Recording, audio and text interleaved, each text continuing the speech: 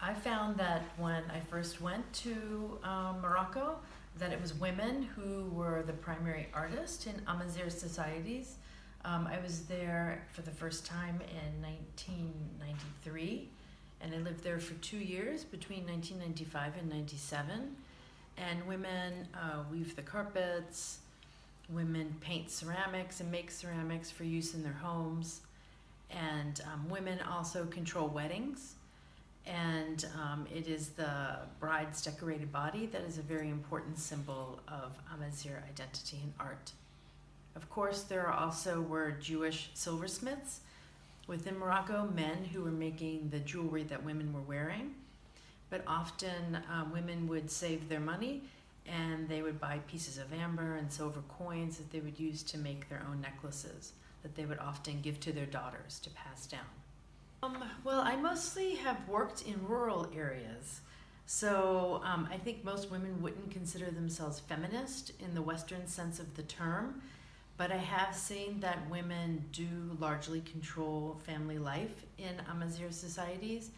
The particular area where I was living in the 1990s was a mixed Arab Amazigh village, and the Amazigh group called Habesh, they were invited in to live in the village as protectors in the 18th century.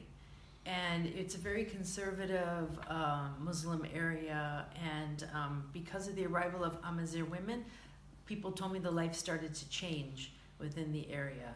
Amazigh women, the ideal woman is one who's very strong, who works very hard, who helps her family, who makes carpets. There's a saying that people often told me that a woman who makes 40 carpets in her lifetime is guaranteed a place in heaven. And so I found that because of this self-reliance and strength associated with Amazigh women, this also diffused into the larger village, into the larger society. And so in this village you have women of all Arabs, no matter what your background, who worked very hard to support their families. So while women wouldn't consider themselves feminist, they do have an equal voice in the household. They do control many things that happen on the household level. And in the household where I lived with the family, it was controlled by a woman completely because her husband had passed away many years before, and she's the one who invited me to live with the family, and she's the one who took me under her wing and helped me with my studies. So it's very important. Women are very strong and very much respected. I feel that it was somewhat of a decline, perhaps after I left, so maybe around 2000, I started to hear that weddings were no longer held, Amazigh weddings, or that women were tired of weaving. They felt they weren't making enough money from their weaving. I even heard women in the market say, put down your looms, it's not worth it, we're not making enough money from what we're selling, because there's so many hours of work involved in weaving a carpet. But then, with the creation of IRCAM, the Royal Institute for the Study of Amazigh Language, and also the new constitution in Morocco that officially recognized Tamazight as one of the national languages of Morocco, there's been a revival. And I see that there's been lots of women's cooperatives that have been formed, women getting together and teaching their daughters how to weave. And people are turning to the past traditions in order to preserve them. In fact, when I was living in the village in the 1990s, because it's a mixed Amazigh and Arab area, there were many young Amazigh women who no longer spoke Tamazight.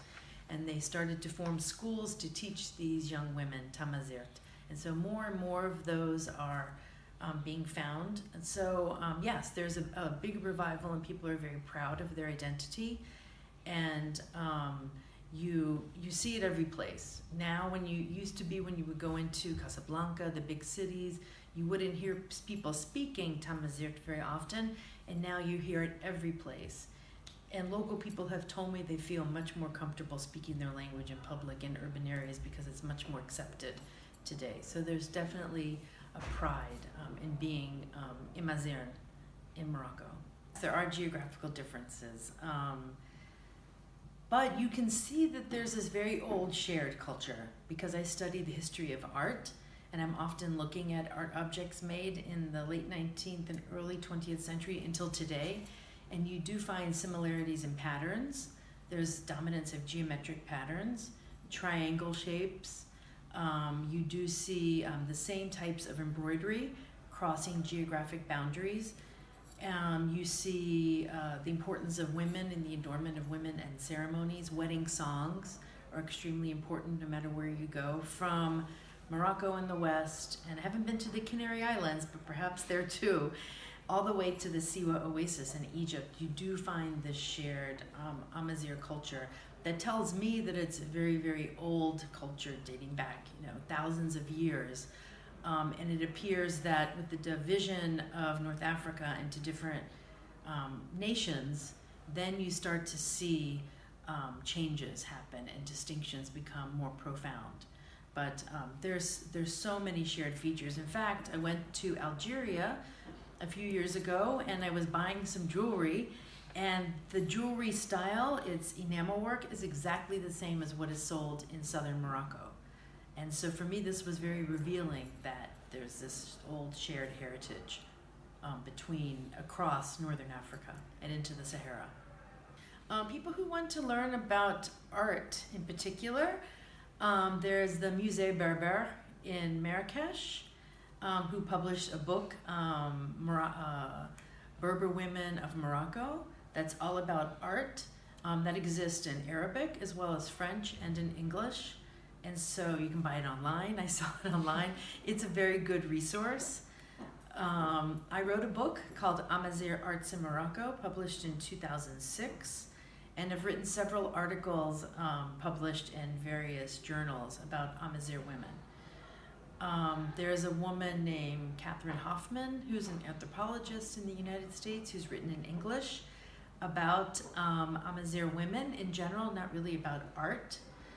But there's not very many people, believe it or not, who work on Amazigh art today. So more people need to study it. I hope that more people at this institute decide to take it on as a subject.